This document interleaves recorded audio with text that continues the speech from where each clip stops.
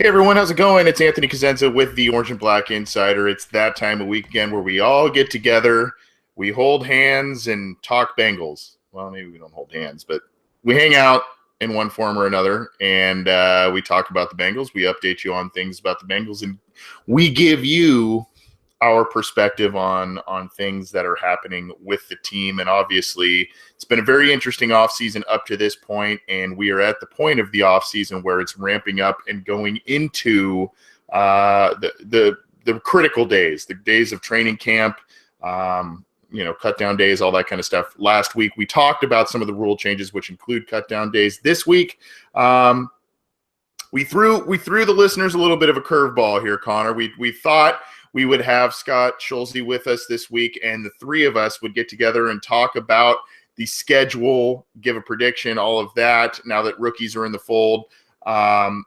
Unfortunately, Scott had something that came up last minute, and he could not join us. So because that's a topic that I think would be interesting for all three of us when we're available to talk about, we're going to table that for probably another week or so, but we will get to the schedule prediction. What we are going to do today, we've already gotten some listener questions, so again, send those our way via Cincy Jungle in the comment thread that's live, via YouTube in the live chat there. We're on Twitter at Bengals OBI, so you can send them there as well. We'll be answering a few of those at the end of the show. But what we will be doing is talking about a lot of the recent happenings with Bengals OTAs, a lot of recent comments by Bengals stars, Bengals coaches, guys who have been impressing, and just kind of going through a myriad of topics that way. And we'll table the schedule prediction for another week or so. I hope all of you who are tuning in had a great Memorial Day weekend, whether you worked or not. And my sidekick here, Connor Howe, actually had to work on his Memorial Day, I believe, right, buddy? Yeah. But did you have a good weekend nonetheless? It was a good weekend. It was a good weekend. Good food. Good. Always Okay. good food. Yeah, usually Memorial Day weekend is when a lot of people fire up the barbecues and get everything going. So I hope everybody had a safe and fun Memorial Day, and thank you to all of the veterans, past, present, and future, who have served, are serving, or will serve, as that's obviously the true meaning of Memorial Day. So if we have veterans, spouses of veterans, dependents of veterans, that sort of thing, listening to this program, we give you our thumbs up, our salute. That probably isn't totally correct, but we give you our thanks and our kudos for serving this country. Connor, let's get it started. OTAs have kicked off. There's been a lot of interesting things that have gone on, and knock on wood, one of the things that has not happened has been the injury bug. And granted, this is kind of light workouts, drills. I mean, yeah, they run some plays and things like that, but this isn't a lot of contact. So luckily the Bengals have largely avoided that. And if that changes, do not come yelling at Connor or I for bringing it up. But one thing that's interesting is Andre Smith, the offensive tackle, offensive guard, was missing from OTAs earlier, and Trey Hopkins filled in, and he was the starting guard in drills on the right side there. A lot of people like Trey Hopkins since he joined the Bengals as an undrafted free agent. He flashed well in preseason and things of that nature, but he has not been able to stay healthy. He's been bounced on and off the active roster. Pretty interesting stuff, but it's also a bit concerning given the fact that Smith was brought in as a Band-Aid for Kevin Zeitler leaving, and now that one of their outside gets, quote unquote, outside gets in free agency is not suiting up. Your thoughts on the whole Hopkins-Smith situation, Connor? I think it's interesting. You look at the Bengals roster, and obviously Smith is supposed to start at right guard. I mean, that's why the Bengals signed him for the contract they signed him for. But I think it's worth mentioning that Trey Hopkins started, or Jim Osarski initially tweeted out that Trey Hopkins was getting, the first team snaps when Andre Smith was out, but that eventually he clarified and said that the people were kind of rotating in and out. To me, I think the biggest indicator of all of this is that TJ Johnson wasn't ahead of Trey Hopkins. I mean, Christian Westerman, you can understand. It's only his second year in the system. Trey Hopkins has been in Cincinnati since 2014. But TJ Johnson's been there since 2013. He started at, I believe, left guard in place of, I'm pretty sure, Clint Bowling. I think it was against the Texans, or maybe it was week 17, maybe it was both. And so you thought, I think the biggest indicator of all of this is the Bengals have three centers on the roster in Russell Bodine, TJ Johnson, and JJ Dielman. But TJ Johnson, at least as a backup guard, is below Trey Hopkins on the depth chart, which is kind of telling to me because Westerman, who knows? Maybe they think I don't know what the Bengals' plan is with him, and I think that him being a supposed like steal in the draft when really in all reality he's still a fifth round pick, and maybe draft Twitter liked him or whatever, but maybe it makes sense why the Bengals didn't have or wait until the fifth round to pick him. I don't know. I just think that it's interesting the Bengals have three centers on the roster. They're probably going to carry three centers on the team this year, which is really interesting, especially when you consider because like who's going to like. I think the guard position is the one of the most interesting positions on the roster because you're probably going to carry three centers. Your offensive linemen are the Bengals going to carry with so many talented players, or at least we believe are talented players on the team. You have like receivers, corners, linebackers, safeties. Like every position it seems like could have like more players than usual. And then they carried Jeff Driscoll on the roster all year last year as a backup quarterback. What is going to happen with this team? And so, yeah, I think that. Like the fact that Trey Hopkins was getting like first team snaps at right guard could just be like it just goes to show how deep this roster really is. And I there's critics who are going to say the Bengals offensive line problems are like either going to make or break this team, which who knows, maybe they're right on that, but this is a deep team at almost every position. The thing that I wonder about, and I don't want to reiterate all the things that you said, and a lot of validity in what you said there, Connor. This coaching staff, particularly Marvin Lewis and Paul Alexander, really favor the veterans, and it's just interesting to me. They seem to like Christian Westerman. He's taking a backseat to Trey Hopkins, a guy who was an undrafted free agent and has been there a little longer. I mean, is this more, again, that annoying preference for a veteran that may or may not have more upside or more skill set than a guy like Westerman or maybe even TJ Johnson? I mean, some of these guys that are sitting on the roster, again, I think a lot of people like Hopkins. They like what they've seen, but he hasn't been healthy and he hasn't been on the active roster regularly. So do you think this is still that veteran preference type of thing, or is it something else? Who knows? It could be. That's definitely within the realm of possibility knowing the Bengals, but I think you kind of. I think the point of Cincinnati fans, at least in my experience, seem to really overvalue a player based on where draft analysts believed he would fall in the draft. You look at Andrew Billings, and really, we know nothing about him. He's a guy who a lot of people thought could go as high as the first round in the draft, but ended up falling to round 4. And sure, draft Twitter loved him.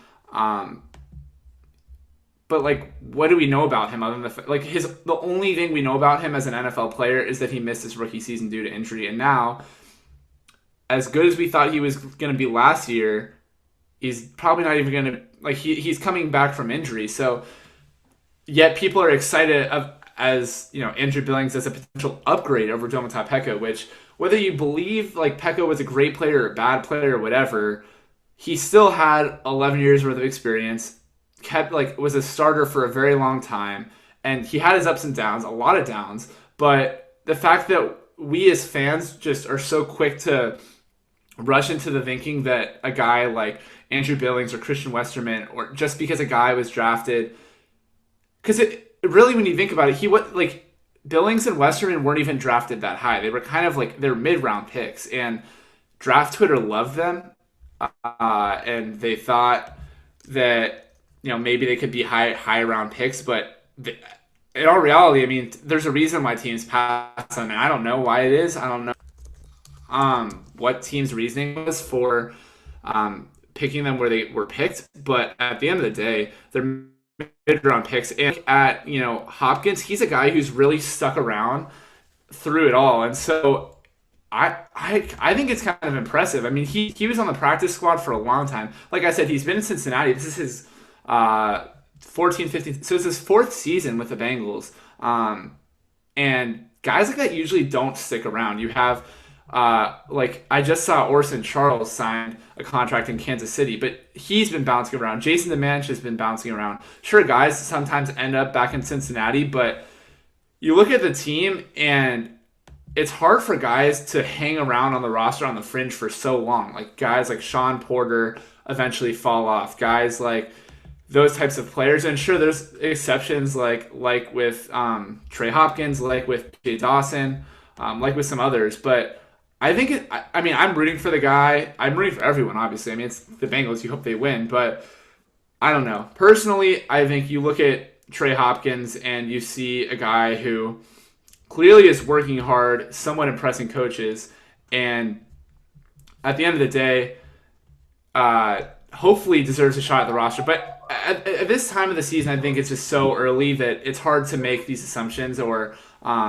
implications about trying to read into every single snap as though it's going to have really intense implications. But I think that's just what we tend to do as fans, since there's really nothing else to talk about. Right. And, there is the overreaction aspect. And, again, these are OTAs. This isn't, mandatory training camp practices, that sort of thing. Andre Smith has the concerning thing for me, Connor, is Andre Smith missing time, just because he's been a guy who has seemingly always missed time because of injury, whether they're big injuries, small injuries, that sort of thing. And this is, yes, the Bengals relied on him heavily as a right tackle. Do you like the pun there? Andre Smith heavily. The that was mean. Low hanging fruit. Yeah, I know. I had to grab that opportunity there. But the team has relied on him heavily at right tackle, but they also always had guys waiting in the wings, whether it was an able tackle or swing guy that they could kick in there to fill in for him. Well, this year he's playing guard, and that is now a huge vacancy now that Zeitler's gone, and seeing him injured is a little bit concerning to me, but it is what it is. And, it's concerning, especially because of the issues on the offensive line. There's the talk of what's good is it's not really so much an injury. There's the talk was that it was bronchitis and he was ill, and that's why he wasn't able to participate in early session OTAs. But it's Andre Smith. And Andre Smith, while he's been a productive player when he's been on the field, unfortunately, he's missed a significant time on the field, which has kind of been a little bit of a MO for the Bengals and their high first-round picks in recent years. One other thing, let's spin it to the positive here. Aside from, and Scott and I talked about this last week, and George Iloka, we'll talk about him more too in just a minute. But George Iloka on Twitter a couple of weeks back noted that some fan asked him about how the Bengals rookies were looking, and he said, you didn't hear this from me, and it's just in shorts, but we drafted a lot of ballers, meaning like a lot of good players on this team, which was good to hear. And obviously there's some player speak and whatnot that's involved in that. But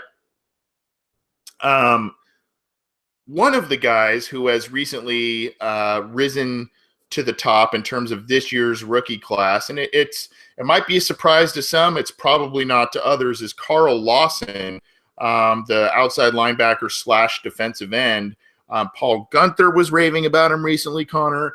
Vontaze Burfict was recently raving about him. Kevin Minter, who was just added to this team in free agency, was raving about him. So it sounds like the Bengals have a guy who obviously he can rush the passer, and all three of those people I mentioned said that he knows how to get after the passer. I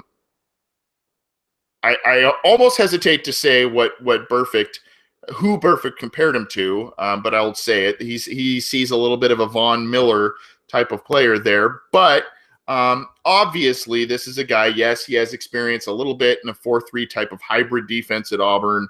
Yes, he has vast experience coming off of the edge. I worry a little bit about that transition, but apparently Paul Gunther said that he's pleased with the transition. Do you have the highest?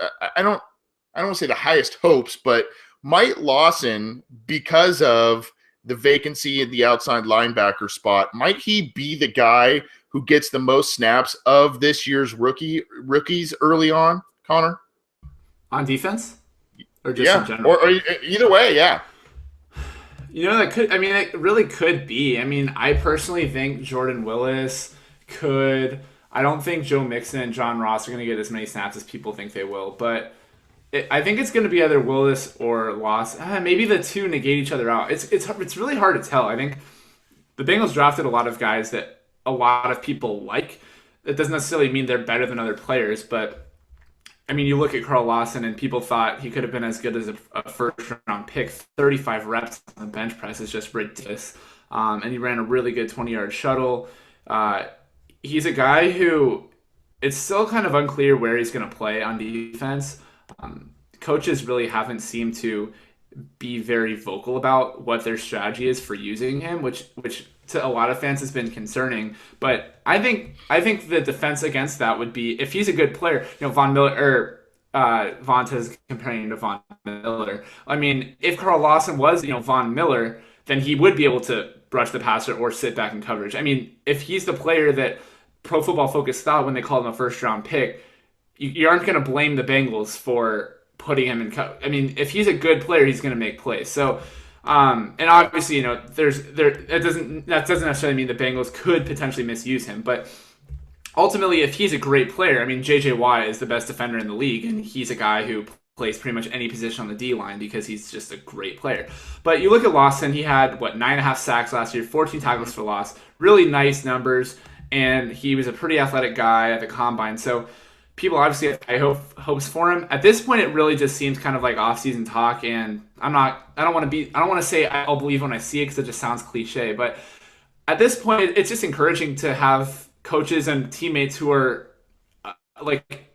accepting or their teammates, because that's really all you can ask for with guys. It's just, I mean, we hear so much about the Bengals locker room culture, but as far as I know, these coaches and teammates are excited to have these players in the building. So that's all you can really ask for.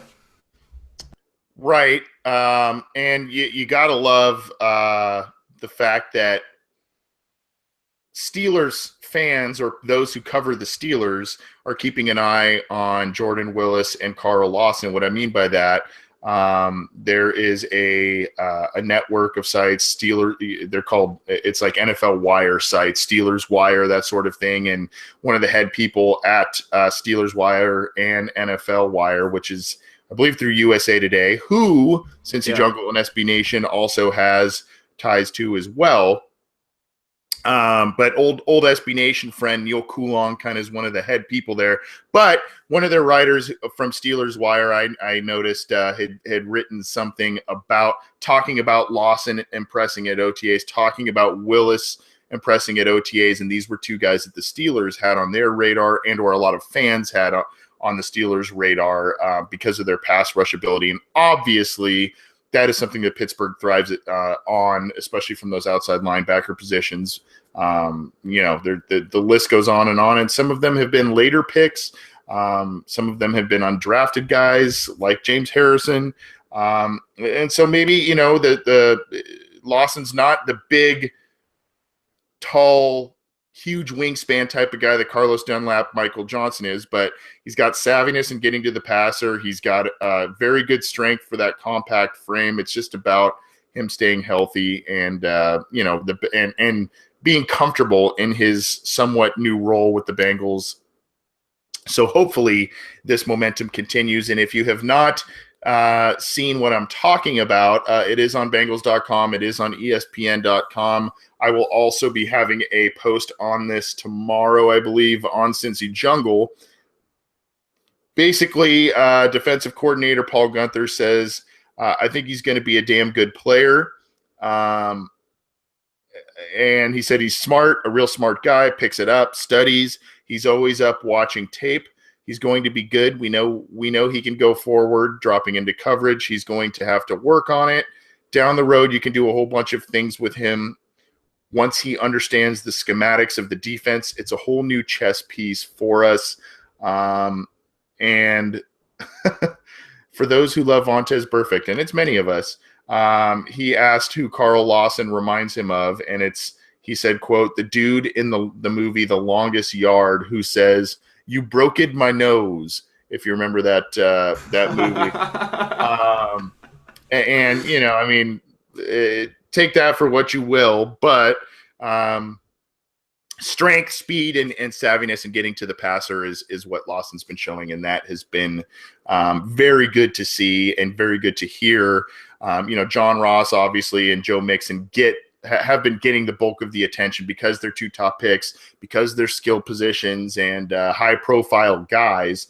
But as we mentioned, and you mentioned, Connor, it might seem that the mid-round guys, Jordan Willis and Carl Lawson, might end up, I don't want to say being the best players of this entire class, but maybe the best value in terms of what they'll bring and where the team got them. Both seemed like fringe first-round guys, second-round talents that the team got in the third and fourth round, respectively. So good stuff from Carl Lawson and a lot of other guys this week. I'm really interested to see what you have to say about this one, Connor. And I mentioned George Iloka earlier. George Iloka has been a guy who has been productive for the Bengals, signed a pretty nice contract. What was that, the 2016 offseason? And he's been a productive guy for him. Yes, he's missed a handful of games from injury, but he's a very athletic guy, a very, very good all-around safety for the Bengals. I think he missed his usual counterpart at the beginning of the season in Reggie Nelson last year, but he and Sean Williams ended up playing pretty well down the stretch. He's also a bit outspoken and not to the way of diva wide receivers and whatnot, but again, this is on Cincy Jungle as well. He was speaking on the radio, and it's about the perception, the national media perception of the Bengals, other franchises, potential other players, their view of the franchise. And it's a lot. It has to do, unfortunately, a lot with character concerns and, the NFL bad boys coming back again in Cincinnati. I want to get your thoughts on some of these comments Iloka made, Connor. He said, honestly, it doesn't make or break me, Iloka said when asked if he cared about how the Bengals are viewed by outsiders. My attitude has kind of changed this offseason, seeing people tee off on our team as a whole because of incidents here and there and labeling all of us and things like that. So at the end of the day, and this is again in a Iloka quote, so at the end of the day, my attitude changed to it's us and, excuse my language, but F everyone else. It don't matter what they think come Sunday. It don't matter what we think. It just matters what we do on Sundays. So this could be viewed as such a simple thing to dissect and such a complex thing to dissect. If you follow George Iloka on Twitter, he's always seemed to have Adam Jones's back this offseason through the situation that has gone on with Pac-Man. To me, I love it. not necessarily the choice of words, I guess, that I would use, but I love the attitude, and it's like, let us do our thing. And yes, the Bengals haven't done a lot to gain a lot of fan trust and outside media trust because they've choked in big games and they haven't played well, but they've built a winning team over the past half decade plus at a minimum. And that's kind of where Iloka's coming from. Do you agree, Connor? Oh, I love Iloka. I think it's so like the Bengals have a lot of really like. I wish these guys talk to the media more because they're such like they're just fascinating people. I love Iloka. I love Tez. I love Jeremy Hill. All these guys are just even like Drake Kirkpatrick. All these guys, whenever they speak, they just don't like. They really legitimately don't care what all these people have to say, and these Bengals players just get so much crap year in and year out about. And it's not really their fault, but it's just the media always has to. I'm saying like it's not the media's fault. The media's job is to ask them about that stuff, but they get asked about the whole playoff losses thing every single year.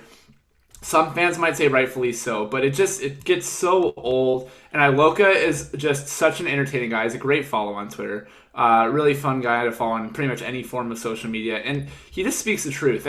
And he has one of these types of quotes every single year, but it really just goes to show the media just continually asking about the Bengals. But yeah, you gotta love Iloka because they're really these. If these guys were thinking about anyone else, what does that say about these guys? I mean, I don't know. I like what he has to say. You have to have your teammates back. I mean, I guess you don't technically have to, and there are people in the NFL who don't necessarily have everyone's back. You know, IK Anapali, who punched Geno Smith in the jaw, comes to mind. But I don't know. I really like it, and he's such an articulate guy, and seems like a cool guy. I know he gave Rebecca at Cincy Jungle an interview last year. I'm pretty sure he might have given another one before, too. Just seems like a cool guy, and yeah, I mean, he's a really likable dude, and he's really a super solid player, really perennially underrated. He's one of the most impactful coverage safeties in the entire NFL, and no one really seems to notice him because if you watch, the game on broadcast, he literally doesn't show up on tape because just the way the Bengals deploy their safeties in those two deep coverages, he's almost never on the camera unless, a quarterback overthrows a pass or throws into his coverage, which is not very often. So I love Iloka. I love what he had to say. You have to have that chip on the shoulder, and it's good that he's using, the Bengals' shortcomings as a chip on his shoulder rather than, a crutch that he has to rely on or, whatever else it might be. Yeah, and I've been on this program and probably some other things I've written for Cincy Jungles, not really defending Adam Jones and not been in his corner just because of his past and this specific situation and what happened in the 2016 season and a variety of factors. I don't want to go ad nauseum with the thing, but it is nice to see a guy like Iloka have his players back, like you said. And I don't want to say that, Iloka agrees with Jones's actions or whatever, because he probably doesn't, but it's also, I mean, he's kind of taking the mindset of this guy's here, he's going to be here. And if he, unless something weird happens, this is a guy that's probably going to start. I'm going to have to work with him as I've done over the past handful of years as a starting defensive back.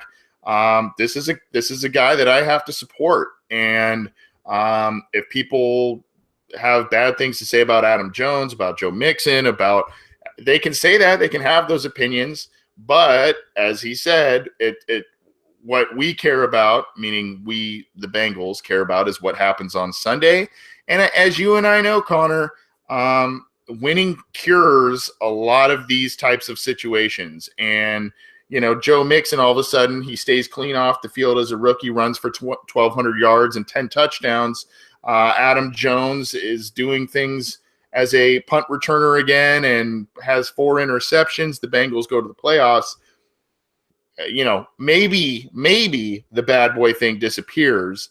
You're gonna get like one hate column from Mike Freeman, who's like, "Oh, the Bengals made the playoffs, but they shouldn't be allowed to make the playoffs because." But I mean, it cures. Fans aren't going to be complaining if Adam Jones was a punt returner last year. I think a lot of people wouldn't have complained about him because his play as a cornerback really didn't change a whole lot. It was the fact that he really wasn't doing much in the punt return game, and his potential as a punt returner was just so good.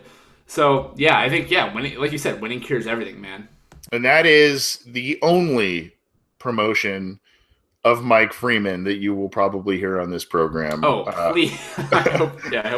I hope that's not a promotion. It's not even a promotion. It's probably one of the only mentions, unless once we start doing the Haters of the Week segment again, he will probably be a part of that. But that is one of the few times at least you will hear Connor and I mention Mike Freeman on this program for a variety of reasons.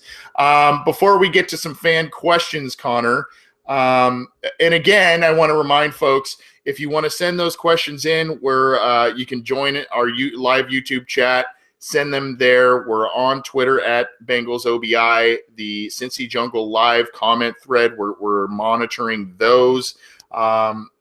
Through the live broadcast of the program, so send them there. If you're unable to join the live broadcast, we're sorry that you can't, but you can catch all of our content on SoundCloud for the audio links, YouTube for video and audio. Cincy Jungle, which is part of the SB Nation Network, carries all of our posts and all of our content as well. And then we promote things through Twitter, email, all that stuff. But also we're on iTunes. Check us out. Leave us a rating. We appreciate that. Let us know what you'd like to also hear from us in terms of segments, that sort of thing. We'd love to get some feedback there, especially in some of these, I don't want to say slower months, but we try and grab for content and whatnot. So if you have some fan questions, let us know. We'd like to hear from you. One more guy who's made some interesting comments is AJ Green. And obviously AJ Green is one of, if not the most talented player on the Bengals roster. There's debate there, but there's no doubting he's one of their probably two best players on this team. There's a couple of things, and I guess I'll start with this, with you, Connor. AJ Green said recently he wants to play another 7 years, which would put him, I believe, with this year at the 14-year mark. 14-year mark in terms of if that's when he wants to retire. And the good news is, if that's how long he wants to play, the Bengals have him under contract for most of that. And he continues to be, at least to this point, continues to be a Hall of Fame caliber wide receiver.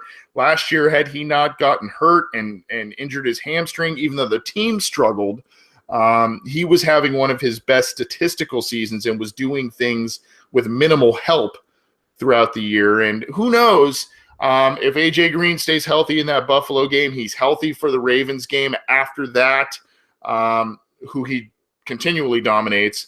Those are games that are lost by one possession. All of a sudden, the team may be in a wild card type of situation just by having AJ Green there. Regardless, he not only said that, but he also said he made some interesting comments about the Bengals not rushing John Ross on the field, which may or may not upset some people.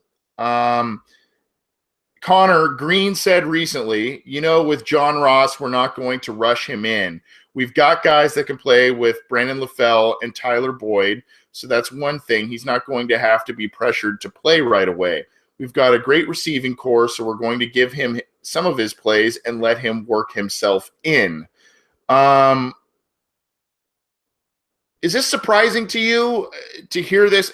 Number one, obviously AJ Green's not a coach, so Ken Zampese, Marvin Lewis would probably have, I would hope, would have more of a say in who's playing and who's not than AJ Green, even though he's a star receiver. But does this surprise you, Connor, that the idea of, hey, top 10 pick, speedy wide receiver, regardless, the stud wide receiver on this team is still saying Brandon LaFell, Tyler Boyd, those are our guys, at least early on. Ross, maybe wait your turn.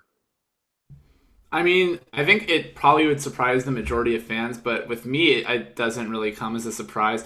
I mean, it kind of goes back to what I was saying earlier about the draft, is just that so many fans overrate these guys. Well, not necessarily overrate. I mean, people just get very high on players, and that doesn't, I mean, I guess it doesn't necessarily mean they're overrating them, because we really don't know who John Ross is at this point. But we've seen him play in college. He's a great player in college, and he was, whether or not he's worth a top 10 pick aside, he is going to, from what we saw in college, it's safe to assume, okay, he's going to be a good player. And who knows, maybe we're wrong, maybe we're right. But the Bengals, I mean, they drafted Ross as kind of a best player available type of thing. They really didn't need to draft a receiver in the top 10. They had A.J. Green, Brandon LaFell, Tyler Boyd, Cody Core. I mean, and that's just those four, but they also had like a couple of guys, even the guys who have been on the back end of their roster. James Wright gets signed by the Browns. Mario Alford, I believe, ended up in Cleveland or somewhere. Maybe he didn't, but the Bengals have had a pretty deep receiving core, even though a lot of fans haven't believed they have. And Ross, you definitely, especially with his injury concerns, there's really no harm in easing him along. I mean, I guess if you're one of those fans who really believes that John Ross is going to make or break this team this year, then that would make sense to bring him on right away. But the Bengals passing offense is very much a timing based offense. And so to have a guy like LaFell there as everyone else gets acclimated to the offense, need to progress and develop in the slot.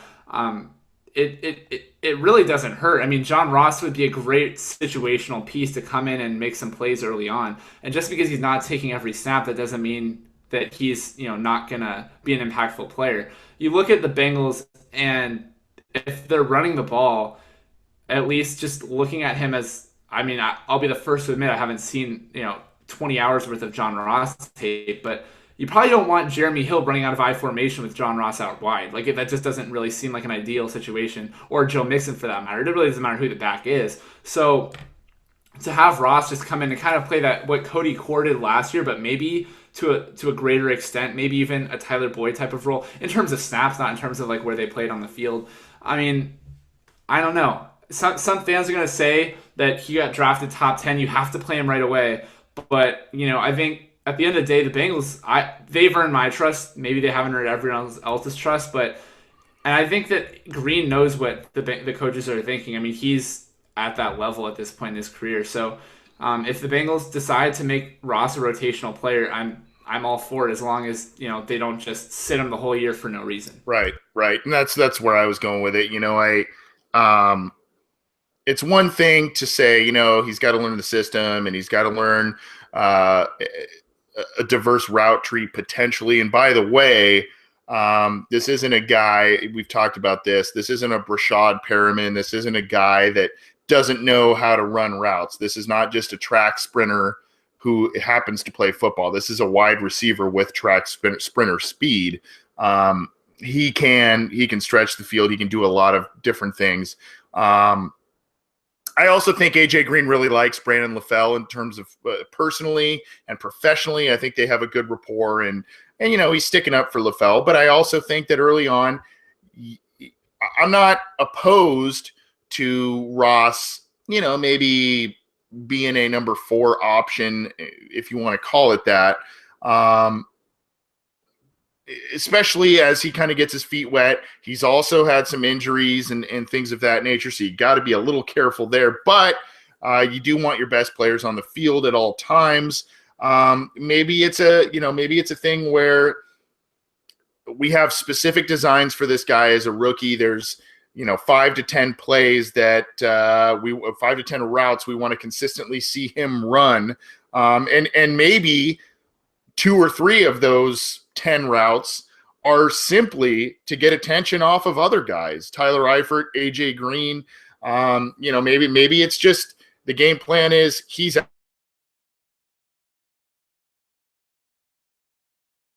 there, and those are maybe Ross being out there, though he's not getting a catch, though he's not scoring a touchdown, it allows another guy to do so. And that has to be part of that had to be part of the plan when the Bengals were selecting John Ross at number 9 overall. And I'm excited for the kid. I think he's going to be a good player should he stay healthy.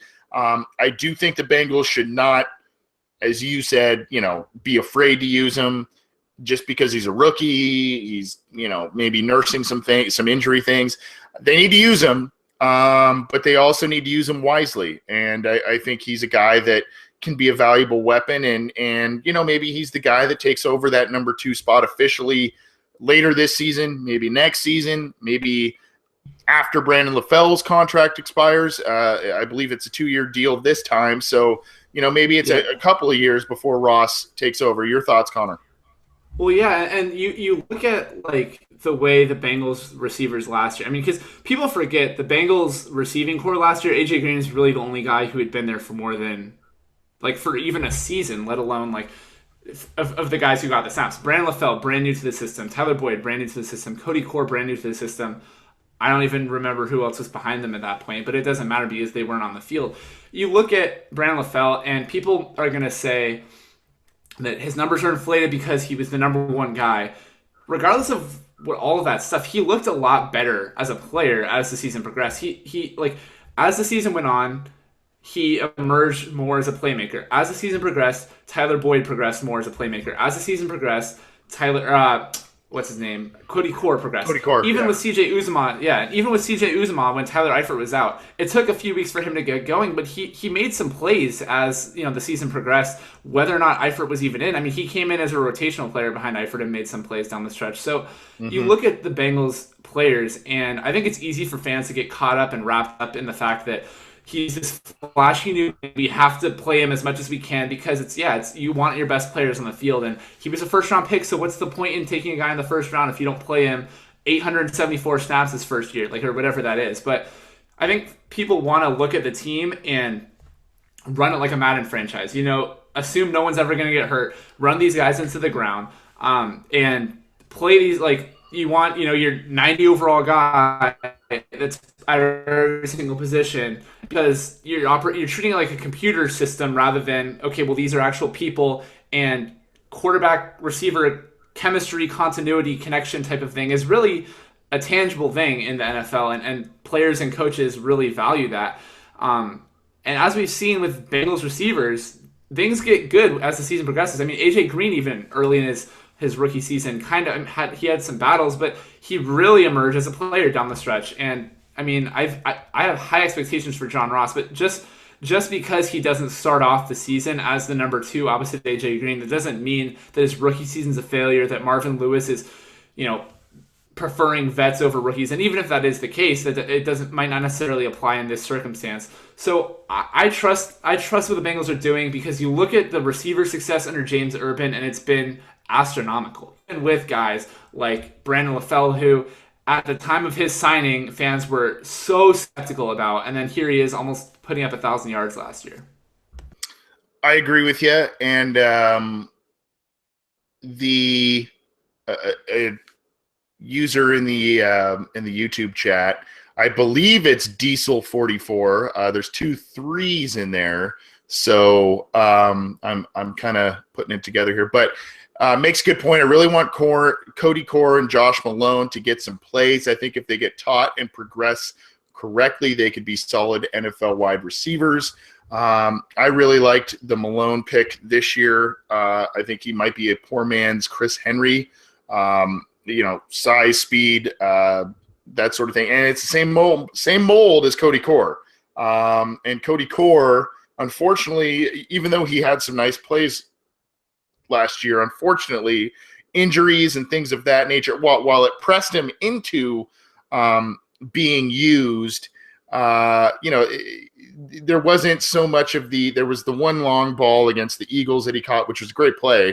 But they didn't get to use that a ton because of so many injuries and deficiencies on offense. They did more, I specifically remember the Houston game, a lot of slants, a lot of screens and things like that with him, which, yes, he can catch and he can run after the catch, with of course, but I don't know if that was his true strength. It's more of getting down the field, working the sidelines, that sort of thing. And unfortunately, the Bengals were just kind of pressed into using him in a way that, while it was effective and he did okay in that role later on, it was maybe not what they had initially envisioned for a guy like that. And it's going to be tough this year. We've talked about it a bunch. It's going to be tough this year to see how the Bengals sort out, and I don't envy that discussion. It's going to be tough to see how the Bengals sort out the wide receiver group, because there's so much talent there, both from the roster last year and the new guys coming in this year. Let's get to some fan questions, Connor. What do you think? Sound good? Yep. Okay. We got an email, and again, you can email us, theobinsider@gmail.com. I am available, bengalanthony@gmail.com. Connor's available on Twitter at is it still at Howe NFL, Connor? No, it's YB Connor, but I don't even know. I might delete my Twitter. Twitter has been annoying. Twitter. You can ask me questions. Ask me questions. Ask me questions. Wait a minute. You're going to delete your Twitter after you've become, I don't want to say a troll. I know I am a troll, but I don't know, man. You've been a guy who stokes the fire a little bit. Oh, I love to stir the pot, but I don't know, man. Twitter, it's people. I like to joke around, and I don't know. I probably won't delete my Twitter, but I don't know. Send me questions. That would definitely, send me questions at YB Connor. That would definitely make my experience on Twitter a little better. You don't like the Twitter tough guy crew? You don't like Twitter tough guys? It's not the tough guys. It's just the people who are obsessed with the draft and want to treat everyone like they're a chess piece and not like a person. I don't know. I like people who have stories, and so far it's just been a lot of film and political outrage over the past a long time. So I think once football season starts, Twitter will become a little more bearable again. If the Bengals win.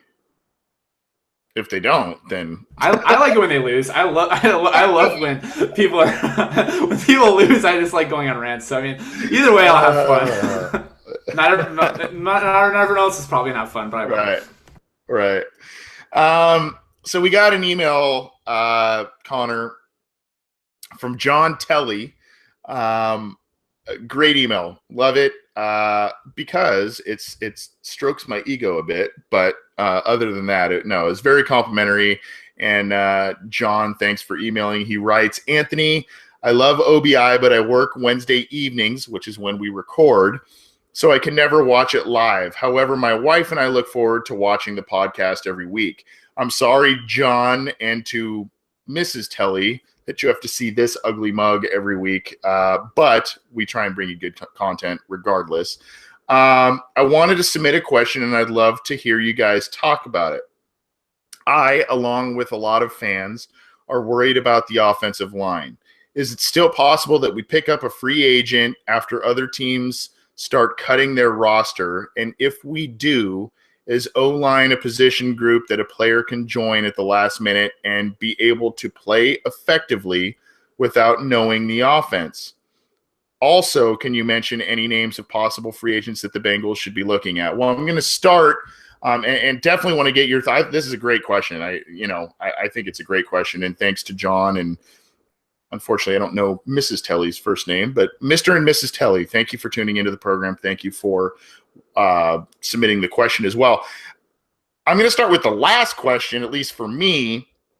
Free agent names the Bengals should be looking at. Well, I'm going to circle back around with that to the fact of picking up a free agent. Yes, there are guys out there right now that you could currently use. If the Bengals, to me, were to add someone, it's going to be after cuts. It's going to be after the final cuts. And if you tune into the episode last week, we talked about rule changes. And one of the rule changes is basically there's not going to be set cut down days anymore. There's not going to be, multiple cuts. It's basically 90 to 53 right before the regular season starts. So that both makes things.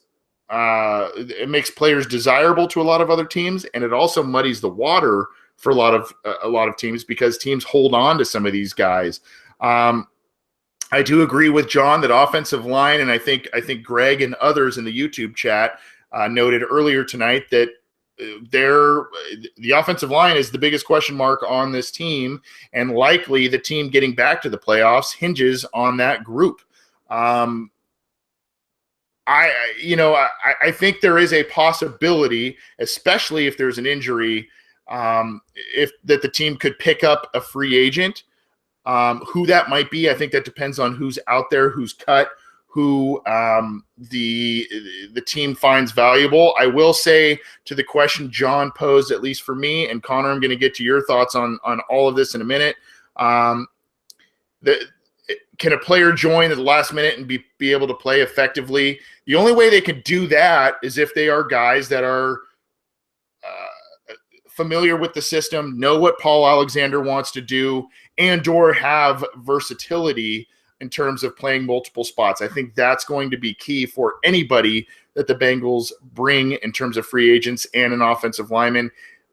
They have to be versatile, and they have to be affordable. And I think, correct me if I'm wrong, Connor, I think if a team signs a guy after week 2, it does something to it doesn't affect the cap, or there's certain salary obligations. I don't know anything about cap stuff. Yeah, I don't know cap stuff. All right, okay. I think if a team signs a guy after week 2 in the regular season, they're not on the hook for certain salary obligations and things of that nature. But great question from John. Your thoughts, Connor? Sorry. I think I really like the question. It's a really in-depth question here. I think you brought up a really good point with the whole the direct cut from 90 to 53. I never really considered that before today, even though I've kind of known that's been the new rule, and that's going to change a lot. I think a lot of teams have been kind of signing guys from, it also eliminates kind of a whole news day for us, which I don't know, that might be a good or a bad thing. But there used to be the 75-man cut day where that was, okay, well, who were the best guys that got cut from the 90-man roster to the 75-man roster? And usually none of these guys that get cut go on to be these superstars, but sometimes you get those interesting names where you're like, ooh, Nick Mangold, Orlando Franklin, these guys are available. Who's going to sign them? And then maybe a team eventually signs them. In terms of the Bengals, I don't think they're going to be looking – I mean, I'm sure they'll have like a list of guys who they'll consider if other teams cut, but I mean, you look at what they've done this offseason, I would guess there probably aren't going to be any late signings that they use to replace. And even you just look at the roster, I mean, the Bengals clearly value, whether you think it's a weakness or a strength or you're neutral about it, the Bengals very much value players' experience in their system.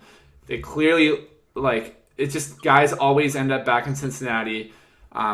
Guys like Trey Hopkins who stick around often, get snaps and stuff like that over the guys who are inexperienced, just because the team is more familiar with these players and more comfortable with the fact that they know these guys know the system and the playbook and all that stuff. So in terms of asking whether or not O-line's a position where a guy's just going to be able to hop in, I would very highly doubt that. The Bengals really don't like to just sub in guys off the cuff. And any possible free agents they could or should be looking at. I mean, the obvious name is Nick Mangold. Do I think they're going to or should sign him? No. I mean, they have three centers on the roster. What are you going to do? I like Orlando Franklin just because he was on the Chargers, but he is not a guy that they should be signing. There really aren't any names on the market I would really want to sign. It would be a lot more, I would say, trade interest the Bengals would or should have, as opposed to signing, just because of the fact that they have so many players on their roster that there will be guys who they could potentially try to cut or place on the practice squad who end up for other teams, whereas most other teams in the league don't see that happen to their players necessarily. I mean, you saw Matt Langle last year go to the Patriots, who was the last player anyone thought would be picked up by an active roster, but then he goes to New England and ends up winning a ring, so good for him. But I think at the end of the day, you look at the Bengals roster and they're solid, and the team in itself values like experience and continuity. So it's hard to imagine a guy gets signed late and or comes in and just immediately starts playing.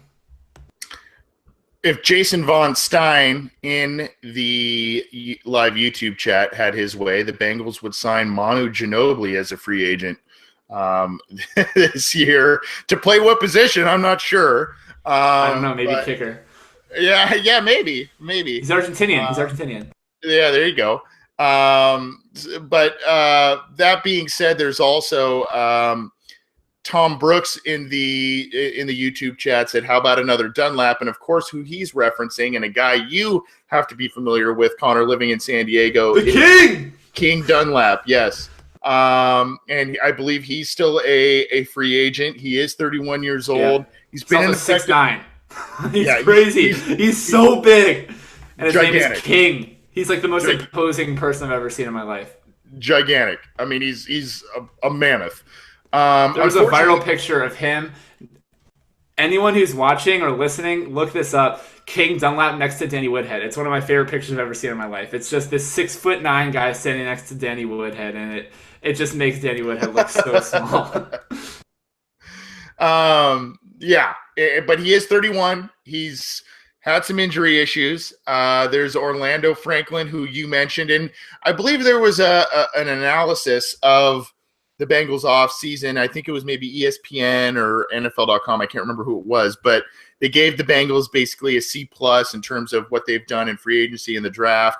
And they said the move they need to make is Orlando Franklin, who is a talented guy and is a versatile guy, and a guard. And I think even though the Bengals probably think they have some form of, a Band-Aid in Andre Smith at the guard position, since Kevin Zeitler left in free agency.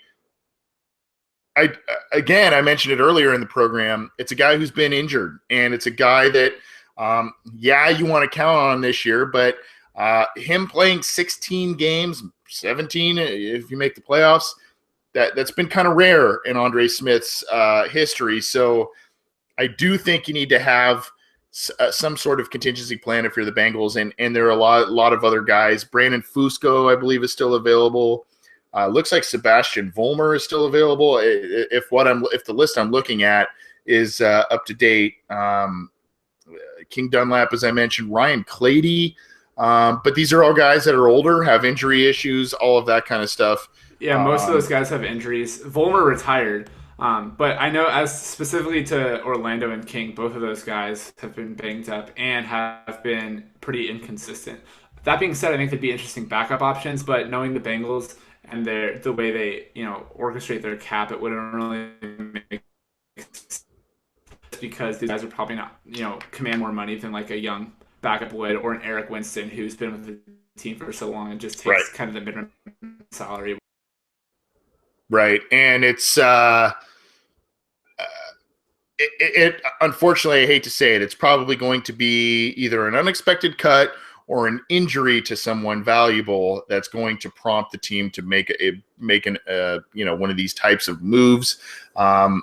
We've talked about how they're going to manage the roster this year. We'll talk more about that, obviously, as the summer months go on. But very interesting situations at running back, quarterback, wide receiver, defensive tackle, even corner. There's a lot of different safety. There's a lot of different position groups that are pretty crowded, have a lot of good guys. So they'll need to get creative. They'll need to get guys that can play multiple positions, and maybe they can find an offensive lineman who can play multiple positions. But kind of to tie a bow on John's email question, I think the team, and they're telling us this, whether it's verbally or what they're showing on the field, they are prepared to live and die by their top two selections in the 2015 draft, who are Cedric Ogbuehi and Jake Fisher. They are prepared. They drafted those guys because Andrew Whitworth was getting older, Andre Smith was getting older and approaching free agency. They drafted those guys specifically to be the next bookend tackles, whether it was Abuehi on the left or Fisher on the left or what have you. But they drafted those guys to be bookend tackles to replace Whitworth and Andre Smith. So far, it has not worked out well. Now they're starting. They're in their third years, and hopefully things will. If they pan out, this line could be great again because they're 2 high picks. You've got Andre Smith that could potentially be a Bobby Williams type of guy inside. And then Clint Bowling, if he comes back as healthy, he's a solid guard. Bodine has his issues, but if they pan out, this could be a pretty good offensive line. If they don't, I kind of chuckle, but I kind of worry for Andy Dalton's health this year because last year, from what we saw from Cedric Abuehi on the right side, was disastrous to be kind about it. There are a couple of other questions in the YouTube chat. Connor, I'm going to try and get to them. I'm scrolling through them. Tom Brooks asks, who's going to be the backup, since we're talking about offensive linemen, who's going to be the backup left tackle this offseason? Who do you think? Good question. I think one of the most interesting guys on the roster right now is Eric Winston, just because he always manages to kind of stick on the roster on the back end. But you look at the Bengals offensive line, and like we've been saying, there's 3 guys who are probably going to be on the roster at center. You have at guard Clint Bowling, Trey Hopkins, Christian Westerman, Andre Smith. That's 4. You could potentially add Alex Redmond, who'd be a 5th. You have the 2 tackles in Jake Fisher and Cedric Abuehi. So that's already, you're at like either 7 or 8 players on the offensive line. So they could, in theory, not even have Eric. You could, in theory, not keep Eric Winston and then make potentially like an Andre Smith or someone your backup tackle. That being said, it's hard to imagine anyone other than Eric Winston being that guy. I don't even know who Landon Leckler is, but apparently he's a potential backup left tackle. I don't know. Like you said, I think the Bengals really like to have versatility on their offensive line. So maybe it's a Christian Westerman or a Trey Hopkins, Trey Hopkins could, I guess, be an option as well. But I don't know. I think that it's probably going to be, it's the tackles are going to be, on paper, Jake Fisher, Cedric Abuehi, and Eric Winston. And that's how they've designed it. And like it or not, that's probably where one of the position groups the Bengals will go light, because they have so many guys that can play multiple positions. I believe Jake Fisher was a guard and a tackle at Oregon. Cedric Abuehi played all over the line at Texas A&M. They feel that they've got versatile guys on this line, so that may be able to shave a roster spot or 2 at some of the aforementioned crowded position groups that I talked about. So I think it's interesting. It also, if it plays into the last question, if some of these guys aren't performing well in preseason or what have you, they may they may go scouring for somebody that has guard tackle flexibility. Eric Winston, he's not going to light the world on fire. He had a couple of nice years throughout his career. Great locker room guy. Really kind of a play in a pinch type of guy at this point. But they might go searching for another guy like him around final cuts. And if they see whether it's an upgrade to Winston or, we get rid of a guy that many of us fans do not expect them to get rid of, then I think they might add, another guy that way. But for now, the tackle pool on this team is a little thin in terms of actual offensive tackles. And for now, it looks like Fisher, Abuehi, and Winston are kind of the locks. Maybe they keep one more or a guy that has guard tackle flexibility going forward. We're going to get out of here soon. I believe there was one more I wanted to talk about. And it was from Royal Flush 513. I have not heard too much about this, but it is an important question. What are the early reviews of the kicking game? As we saw last year, the kicking game can cost us 3 or 4 games, which is 3 or 4 games too many, obviously. That was really fun to talk about last season when we kept Mike Nugent was a weekly topic, if you remember, Connor. I haven't heard too much on the kicking game, but I guess, do you have any overall thoughts in terms of if you've heard anything, and or if you still expect Jake Elliott to be the guy this year, even this early in the offseason? I mean, you expect them to win the competition, no doubt, but there's going to be a competition. I mean, the Bengals aren't a team that necessarily just gives slots to guys, and I don't know, maybe they will because they picked Jake Elliott in the 5th round. But if there's any year where they really could let a mid-round pick walk, it's definitely the year where they pick a kicker in the 5th round and picked like 4 guys after him or something like that. So, you hope he's a guy that, because like he had, he's the 5th round kicker. He had the good numbers. He even wore Tiger stripes on his helmet in college at one point for the Memphis Tigers. So, I mean, he had a cool helmet. Go look at his chrome helmet. It was kind of cool. Wish the Bengals would do that. Eerily similar, right? Eerily similar. I wish the Bengals would wear that helmet. But he had the numbers. He had, I mean, there's not really much you can say. I don't know. There's no like reports like the Buccaneers where you have Roberto Aguayo missing those like kicks inside the 8-yard wide field goal posts and stuff like that. You've heard they haven't been kicking a lot and whatever. I mean, I don't really feel one way or another about that. I'm sure that the team has its reasoning for whatever it does. But yeah, I think with Jake Elliott, I mean, it goes with every position. You hope the best guy wins. You hope every guy on the roster succeeds in whatever way he can. I mean, there's going to be fans who have their gripes with certain players, whether it's Adam Jones, Russell Bodine, Jeremy Hill, guys who the fans have just kind of soured on for various reasons. But for me, I'm always just a big proponent of just root for everyone to do their best. And that sounds really cliche, sounds really like rah-rah, like who cares really at the end of the day.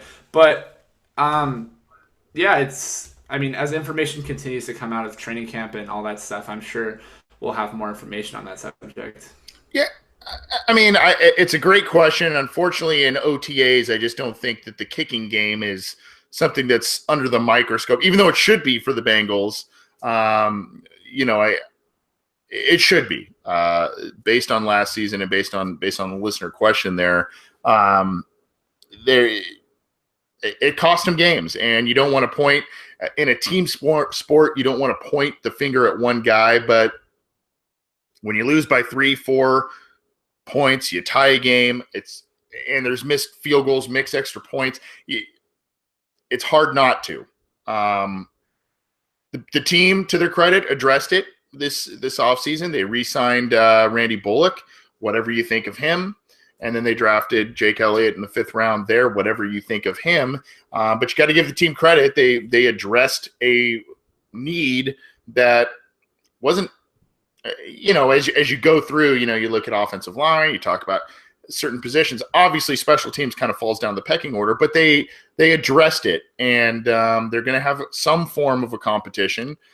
It's going to be interesting to see, what plays out there. My guess is you don't spend a pick on a kicker if you don't envision him, even if it's a 5th round pick, you don't spend one on a kicker if you don't envision him making some form of an immediate impact. Unfortunately for this question, I think it's going to take what we see in preseason, what we see in the early parts of the regular season to really gauge how the kicking game is doing. And while it's also a scary prospect, one of the things that might play into the favor, not of the kicking game, but of the Bengals offense, if they decide to go for 2 a little more often this year, they have a whole plethora of weapons that they could use to do so.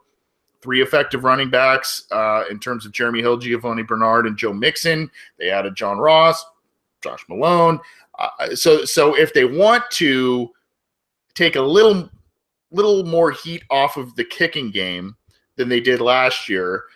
Maybe not play it so conservative, and they want to go for 2 because of the new rule changes when they moved back the extra point attempts. They have weapons to do that. They can spread it out. They can run the ball. They can do a lot of things to go for 2 points. Maybe that's part of the plan this year. We'll see. But unfortunately, it's going to take preseason games and regular season games to really sort it out. Depending on how most people don't care about preseason games in terms of results, you might happen to see some losses by the Bengals in the preseason that, they could win if they went for 2 or whatever, but this is a position that they need to sort out. So instead of going for 2 in the preseason and trying to win a game or tie a game or whatever, they may just kick extra points. They may kick field goals when you're like, oh, go for it on 4th down, because they want to see what they have in their field goal kickers this year.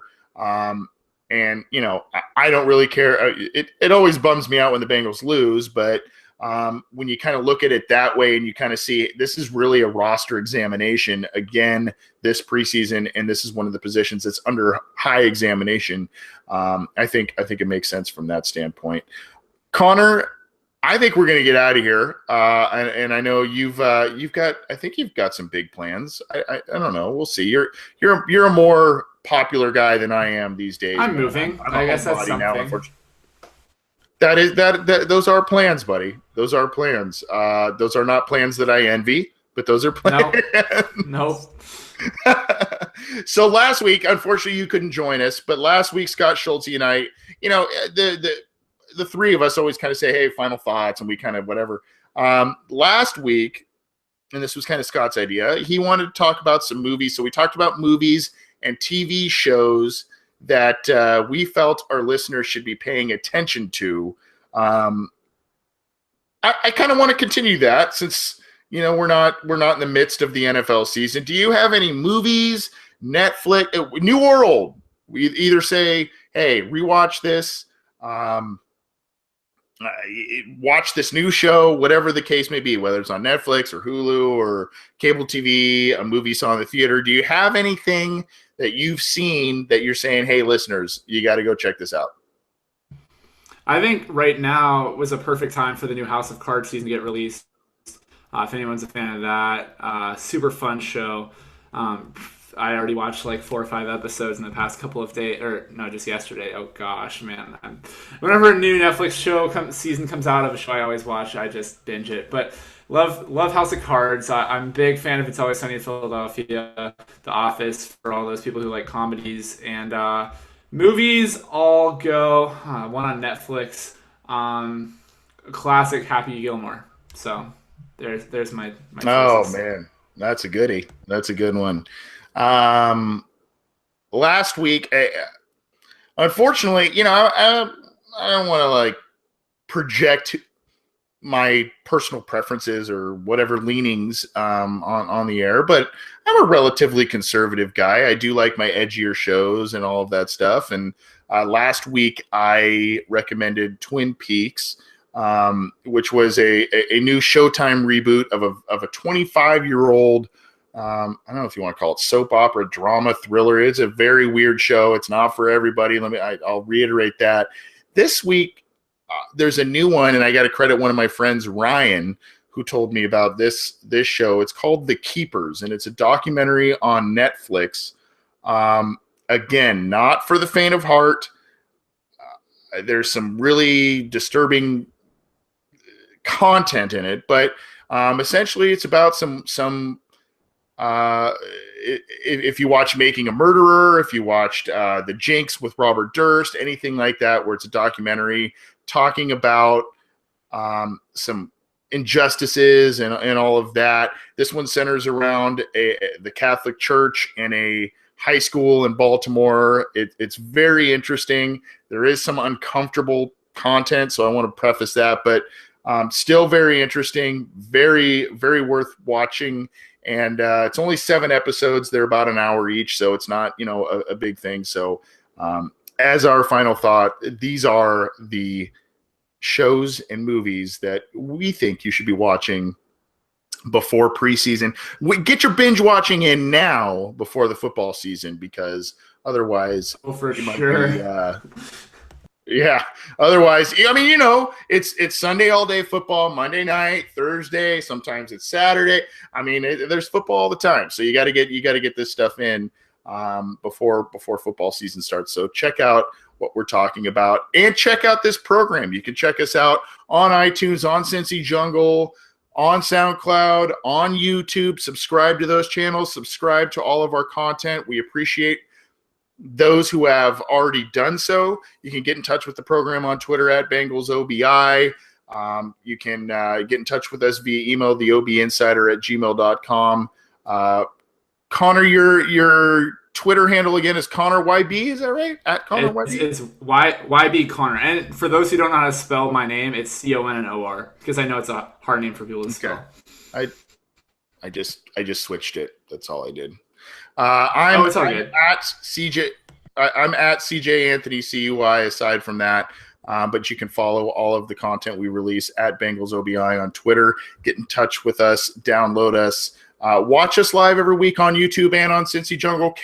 If you're unable to catch us live, you can catch all of our stuff on SoundCloud, YouTube, Cincy Jungle, that sort of thing. Thank you so much for tuning in live. Thank you so much for your live questions, either in the chat room, via email, all that stuff. We thank you so much. We love doing the listener question segment. It's a big part of our show, and we appreciate all of you who tune in, both brand new listeners and ones who have joined us from day one. We appreciate it. Please, we hope you continue to join us either live or otherwise. For Connor Howe, I'm Anthony Cosenza. This has been the Orange and Black Insider. Again, hope you all had a safe Memorial Day. Thank you to the veterans, past, present, and future, who have served this country. Once again, we appreciate your service. Thanks. We'll see you next episode.